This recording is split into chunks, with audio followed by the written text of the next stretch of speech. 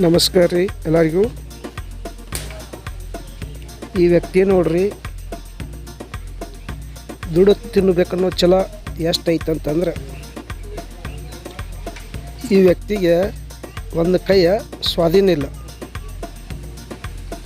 ಆದರೂ ತಮ್ಮ ಸ್ವಂತ ದುಡಿಮೆಯಿಂದನ ದುಡ್ಡು ತಿನ್ನಬೇಕನ್ನೋ ಛಲದಿಂತ್ರ ಒಂದ ಕೈಯಿಂದ ಬಾಳೆಹಣ್ಣು ಮಾರ್ತಾರೆ ಅವ್ರು. ನಮ್ಮ ಬೈಲಹೊಂಗಲದ ಮಾತೇಶ್ ಕೌಜಲ್ಗಿ ಅವರ ಮನೆ ಮುಂದೆ ಅಂಗಡಿ ಇಟ್ಕೊಂಡು ಬಾಳೆಹಣ್ಣಿನ ವ್ಯಾಪಾರ ಮಾಡ್ತಾರೆ. ದಯವಿಟ್ಟು ಇಂಥವ್ರ ಕಡೆ ಚೌಕಾಸಿ ಮಾಡ್ದೆ ಹಣ್ಣು ತಗೋರಿ, ಒಂದು 10 ರೂಪಾಯಿ ಹೆಚ್ಚಿಗೆ ಕೊಡ್ರಿ, ಪೂರೈಸ್ತೈತೆ ರೀ ಇಂಥವ್ರಿಗೆ. ಆದ್ರೆ ಇವ್ರ ಆತ್ಮಸ್ಥೈರ್ಯವನ್ನು ಮೆಚ್ಕೊಳ್ಬೇಕ್ರಿ.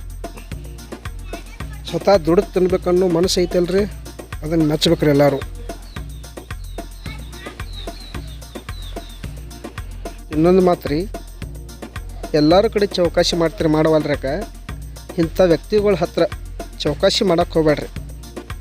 ಅವ್ರು ಹೇಳಿದಷ್ಟು ರೊಕ್ಕ ಕೊಟ್ಟು ಹಣ ತಗೋರಿ, ನಿಮ್ಗೆ ದೇವ್ರು ಒಳ್ಳೇದು ಮಾಡ್ತಾನೆ. ನಮಸ್ಕಾರ ರೀ.